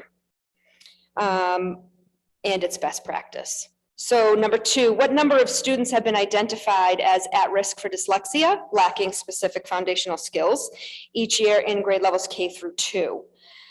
So we have our universal screeners, as I've spoken about before, to assess students in the district 3 times a year. At each cycle, data is analyzed to inform instruction and determine student need, to determine student supports based on the need. And then the level of tiered instruction is decided based on those data sets. So that's consistent with the MTSS model through the Department of Education. And so if students, so the tiered system, tier 1, whole group, when you move through the tiers, tier 2 is typically where you see interventions start to be administered to students. Those can happen both in the general education classroom as well as outside of the general education classroom. So I just want to be really clear that when we see that students need tier 2 support, it does not automatically result in them receiving reading support. teachers during that win block, that targeted intervention time, teachers are also administering tier 2 supports during that time as well. They're also administering it throughout the day, but I'm just specifically speaking to the win block, which is when most of the reading services through the elementary reading department are happening. Okay, question 3. How many K through 2 students are receiving targeted intervention? So as I mentioned just a minute ago about the tier 2 interventions, if I just look at the elementary reading department, which I've explained before, but just for anybody at home, I'll just explain one more time. The elementary reading department is comprised of reading specialists. Those are teachers that typically fall with what people might know as Title I. So schools within the district that qualify for Title I, some of those teachers may be paid out of that bucket. But we also have remedial reading or reading specialists that, quite honestly, all of them are doing the same job, just that their salaries may be paid out of different buckets. So we're all together in the elementary reading department, and we're all aligned because the work is the same. If I look at just that department, because I think this report was really trying to target that, this chart here refers to the number of students for the past 5 years at each grade level, K to 2, within each building that have received reading services. I also put in here to note the number of reading teachers within the elementary reading department that are at each building. So for example, the Brooks has 2 teachers, the McGlynn has 4, the Missituck has 3, the Roberts has 3. It's important to note that those are reflective just of the elementary reading department, not of special education or EL, which also take on some reading instruction responsibilities. In Appendix B, I also did include the total number of students at each building and within each grade level, because I think it's important to note, because this is going to come up at a different question. The number of reading staff is based on student need. And so you will see that reflected in that, the population numbers are completely different for some of these buildings. When you're talking about the Missituck with only 391 students and the Roberts with 552. But one of those buildings qualifies for Title I, one does not. And so the reading staff numbers look the same, but because the population is so large at the Roberts, they're able to service the students that they need to, and the Missituck numbers are quite lower, but so they're able to service more students, if I'm making myself clear, based on population. So we do make sure that staffing is equipped for the for the school.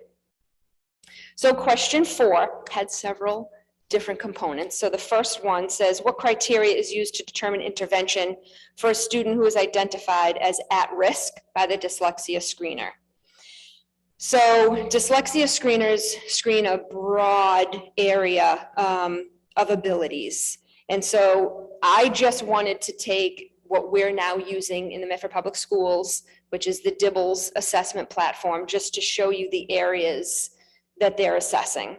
And so those components are phonological awareness, the ability to recognize and manipulate the sound structure of language, rapid automatic naming, which is the ability to quickly retrieve information from phonological memory. Under the Massachusetts dyslexia guidelines, they state that rapid automatic naming refers to students' ability to rapidly name a limited set of repeatedly presented known objects or letters. This is testing the automaticity for students, because if students can't retrieve well-known objects or letters, it could flag a reading disability, mostly because what we've learned by brain, how brain interprets and learns how to read, is that orthographic mapping piece. So what are students putting into their memories and able to retrieve? If that's difficulty, that's a flag. But I do want to put a little footnote kind of caveat on this one particular area, because in kindergarten, some students may show up as a flag because the way this works is the RAN part of the assessment is by letters. Okay, so we don't expect students to necessarily know all their letters when this portion is given. By the end of the year, we see a difference in that data, but it's important to note that all the educators are mindful of that, not flagging kindergarten students at the very beginning. All right, so, and that's where the multiple measures come in, and we look at other assessment data. So alphabetic principle is another one, the ability to associate letters with sounds to read words. And then word reading, the ability to fluently and accurately read words using sound symbol correspondence and sight word recognition. So those are the pieces that the DIBELS will assess for. Those are the pieces that are flagged. So on the Massachusetts dyslexia guidelines, I included the grade levels K, 1, and 2 for what they want to see the dyslexia screeners assess for at all 3 times of the year, beginning of the year, middle of the year, and end of the year. DIBELS meets all of this criteria that's here in these charts for your reference. What the elementary reading department educators have been trained in, and the way that DIBELS is set up is there is a color-coded system when analyzing the data, very similar to MAP. So when I presented on the MAP data with my team, we could see those colors, and where the concern, right, is the red and the yellow. We're not concerned with blue and green, and DIBELS is the same. So when teachers are inputting the data, they can see where the flags are.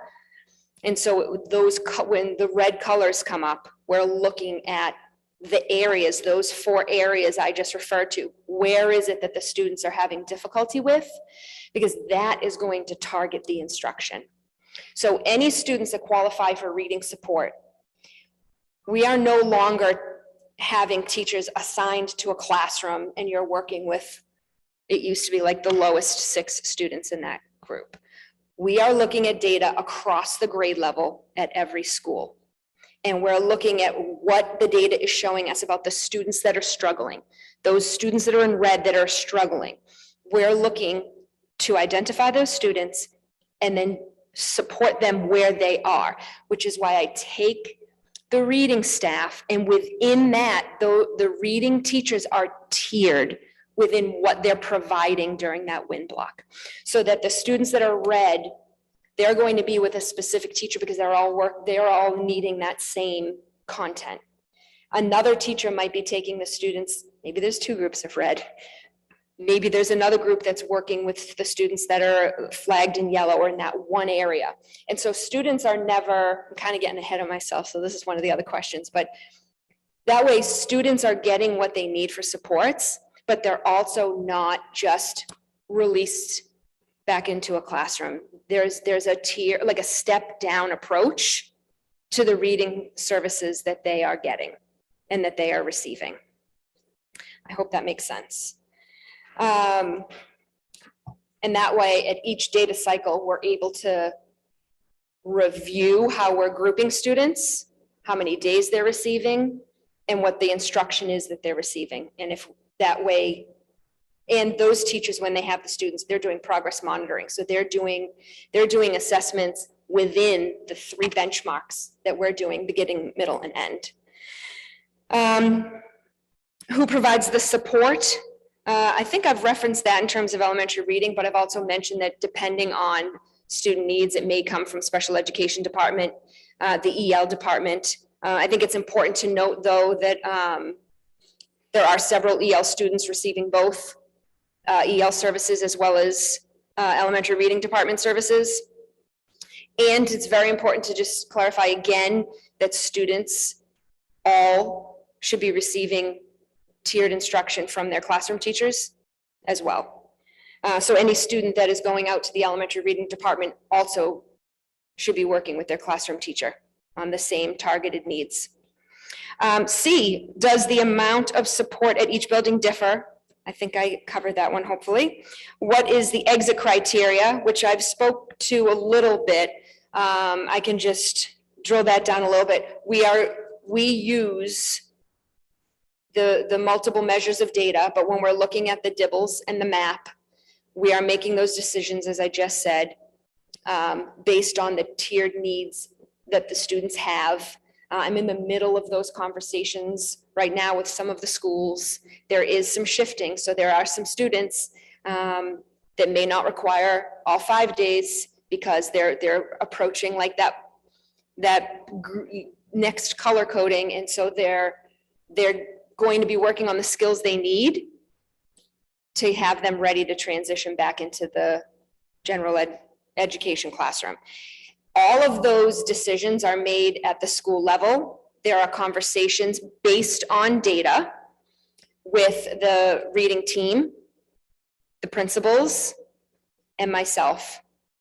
And I do think, there was a question here on communication, but I do want to just say all decisions that are made about students being qualifying for reading services, that was a poor choice of words, as well as when the data has shown that they're ready or no longer need those services, all of that is communicated with families. There is a letter, and purposely that letter includes all reading staff names on it because their services are fluid depending on the tier of instruction they need with the reading staff. How is progress monitored of at-risk students who are not receiving interventions? It's the expectation of Medford Public Schools that all students are receiving interventions if needed. If you want to drill down on that or ask me more specific questions, I would be happy to answer that. How are parents notified? So we've already highlighted about talking points.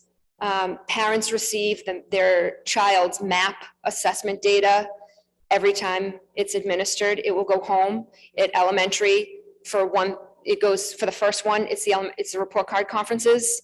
And then for each one, the middle of the year, it will be sent home. And then at the end of the year, it goes home with the, report card on the last day.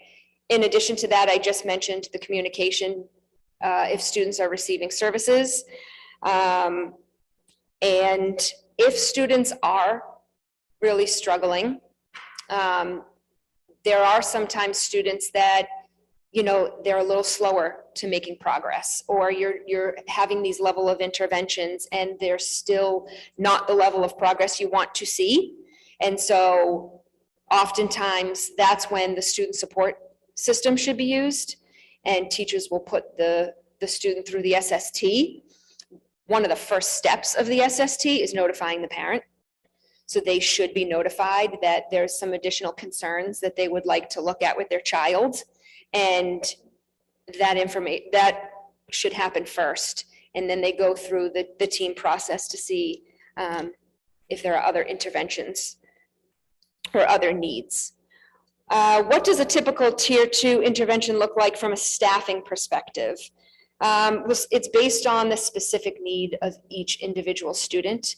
So I think the piece I would just reiterate again with this, to not sound too redundant, is that some tier 2 interventions are done by classroom teachers in small group settings. Some tier 2 interventions may be outside of the classroom by the elementary reading department or an EL teacher. And so it depends really on the student need. And it's fluid based on data cycles. So in the future, can updated data regarding students identified at risk in receiving intervention and students exiting from intervention be provided at each MAP update? Yes, it can. I can absolutely do that. But I do want to just caution again that MAP is one form of data. We're now also using the DIBBLES data, which I'm still in conversations about. There's a lot of movement to be made and not a lot of time. And so I'm really cognizant of the fact that we need a new elementary core literacy program.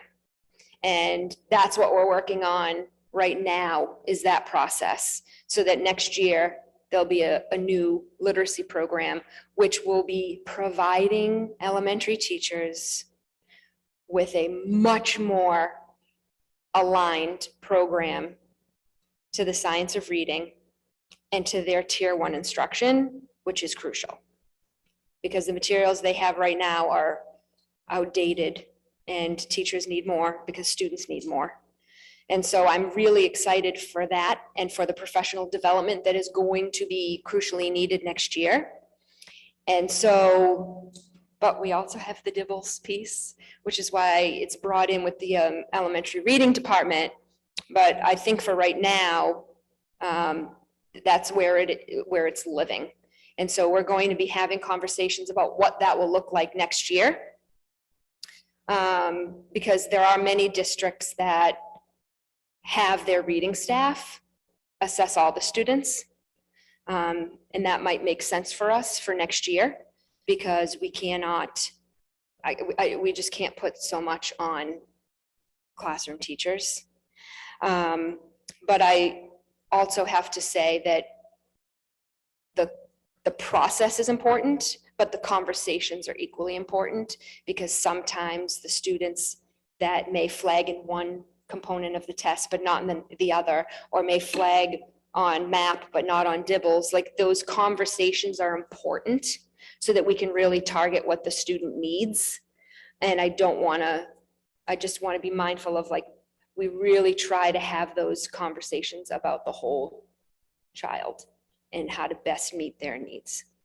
I hope that was helpful, but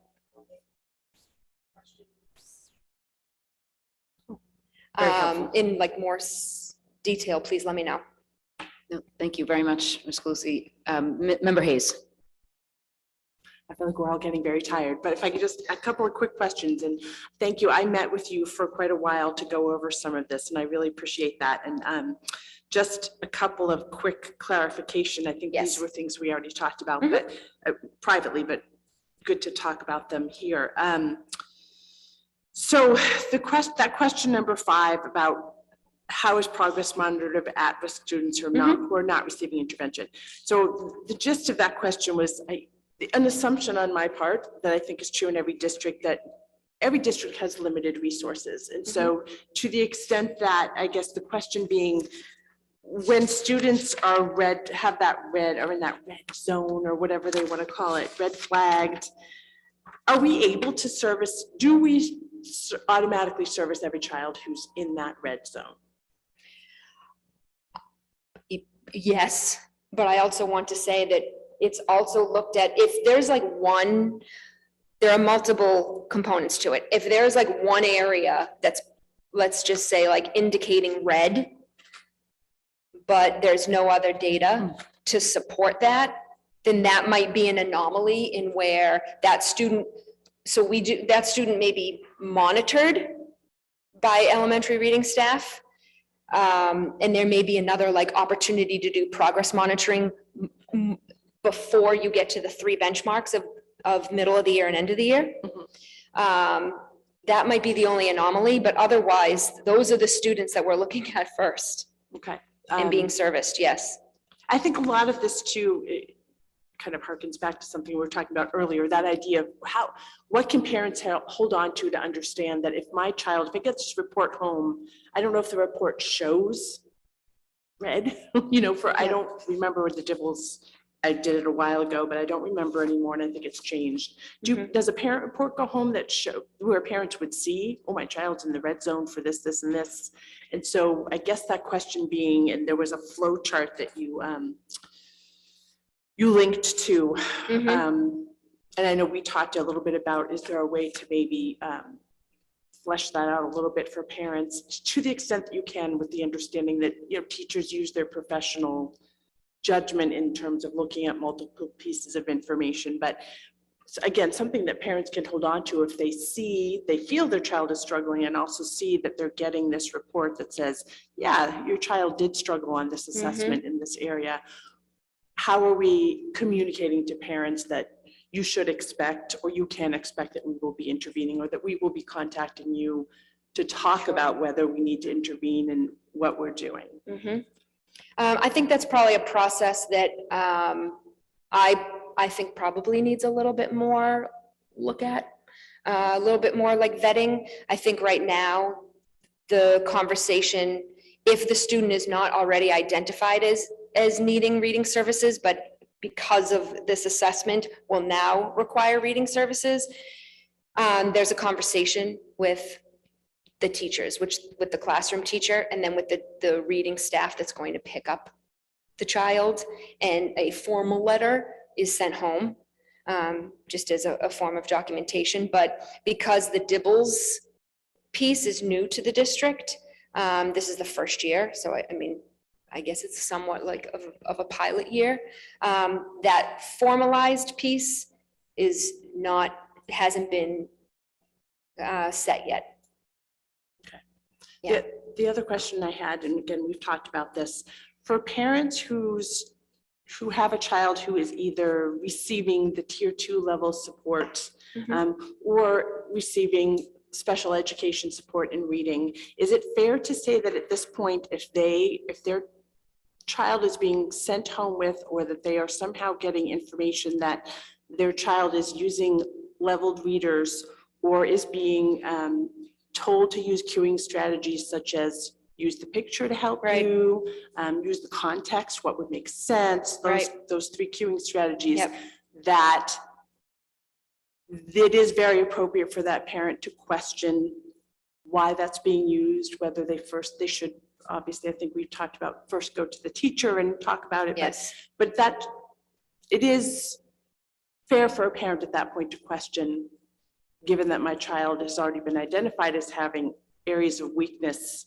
that would make those cueing strategies actually be detrimental to their progress. Yes. They should question that. Yes, that's fine. Yes and yes and yes. But yes to starting the conversation with the teacher, because that I really firmly believe in the chain of communication. And so it doesn't make sense to jump 1 or maybe 2 chairs when we have to start with the teacher. I have been communicating via the elementary updates that I send to staff about this pedagogical shift from like balanced literacy to structured literacy to the science of reading.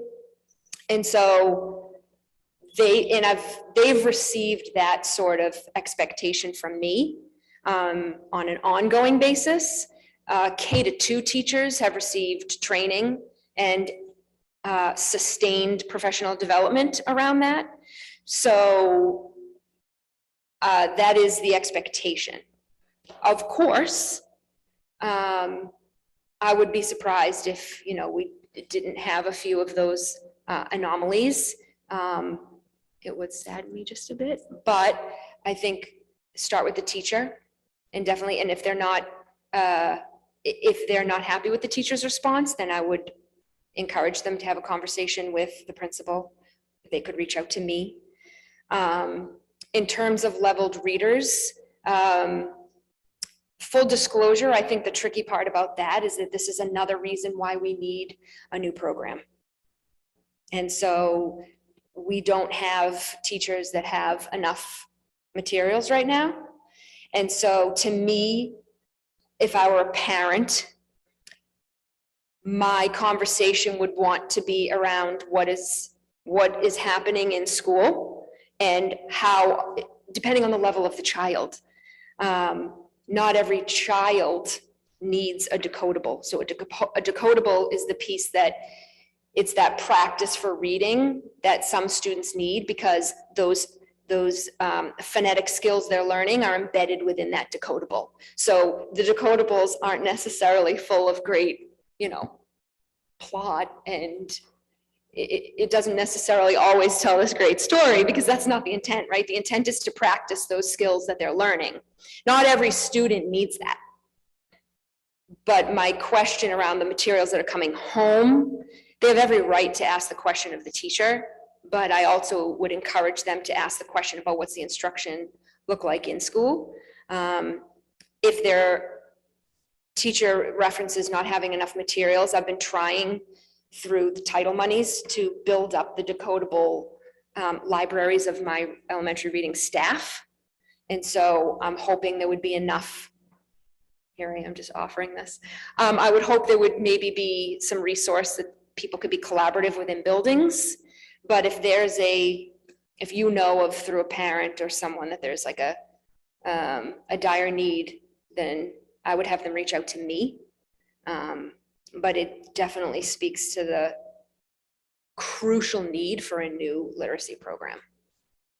I would just want to clarify, so what my question pertained to kids who have already been identified as having weaknesses through the screener or otherwise in Okay, phonics. So I would Okay. suggest they should be taking home decodable readers at that point, that if they're taking home level readers, or maybe that's a conversation. I we would- would have, but you know, that's, Mhm. they've already, there certainly are in any classroom, a percentage of kids who don't need decodables. Mhm. But we're talking about kids who've already been flagged Sure. by a screener. And those students should be taking home practice books that. I think it's practicing the appropriate to have a skills. conversation with the teacher Okay. first. Okay. All right, thank Yep, you. and if it's a matter of need and supply, then reach out to me. Yes, and with budget time coming, we should be thinking. of Thank that. you, Ms. Calusi. All set. Thank you. Thank you so much. I don't believe, we don't have any presentations to the public. We do not have any continued business. We have new business number 8, 2023-02, offered by member Hayes, resolution for new safety and discipline procedures at Medford High School, whereas the Medford Public Schools is committed to understanding and supporting the academic, social, emotional, and physical needs of our diverse student population. Be it resolved that the Subcommittee on Diversity, Equity, and Inclusion will meet to review the new safety and discipline procedures at the high school. Data relevant to the implementation of the new procedures will also be reviewed. Member Hayes. Yeah, I don't think, I mean, it's pretty self-explanatory. I think that anytime we start looking at increased adult presence or increased supervision, just that look at it from that particular subcommittee is important to have.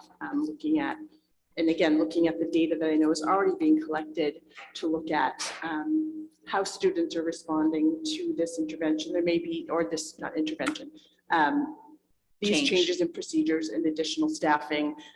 While we know that some students have already expressed that they're really feeling much safer and feeling more comfortable at school, we also know that there can be populations of students who may not be responding the same way.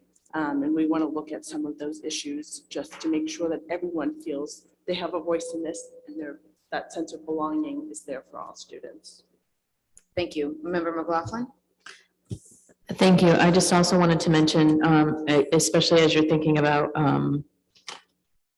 the subcommittee meeting, that the Universal Safety Committee, which is and does look at the safety regarding students of various populations, be included, explicitly included or invited to that subcommittee meeting. Okay.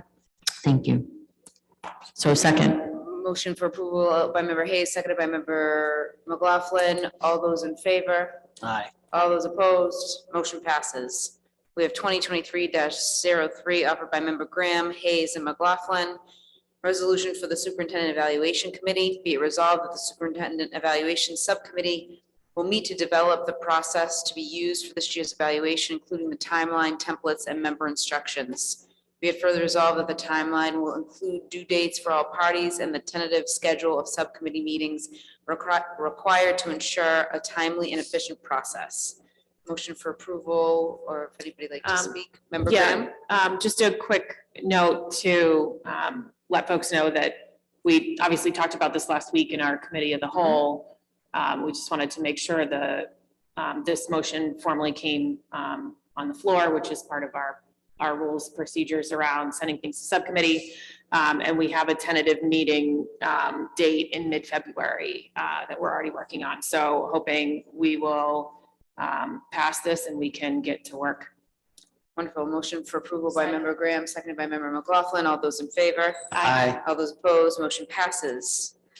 2023-04 offered by member Graham, resolution for proposed fiscal year 24 budget timeline. Be it resolved that the superintendent will provide a proposed process and timeline to create the fiscal year 24 budget for Medford Public Schools no later than March 6th school committee meeting.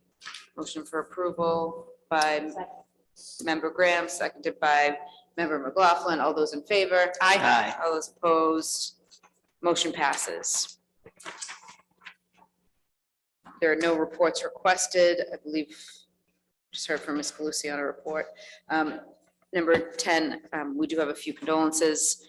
Medford School Committee expresses its sincere condolences to the family of Catherine T. Lopez Natali, former French and Spanish language teacher at Medford High School and later director of World Language Department for the Medford Public Schools. The Medford School Department and School Committee expresses its sincere condolences to the family of Anna Lynch, former teacher of the former Waite Elementary School and Brooks Elementary School. Medford School Committee expresses its sincere condolences to the family of Joseph Danka, cousin of Maria D'Orsi, Medford High School librarian. And the Medford School Committee expresses its sincere condolences to the family of Thomas Cotter, father-in-law of Sean McGillicuddy, McGlynn Middle School teacher. Family rise for a moment of silence.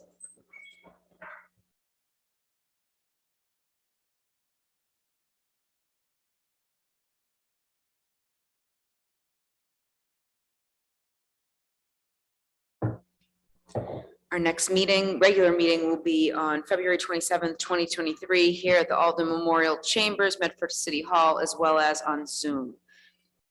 And as Dr. Motion to adjourn? Yep.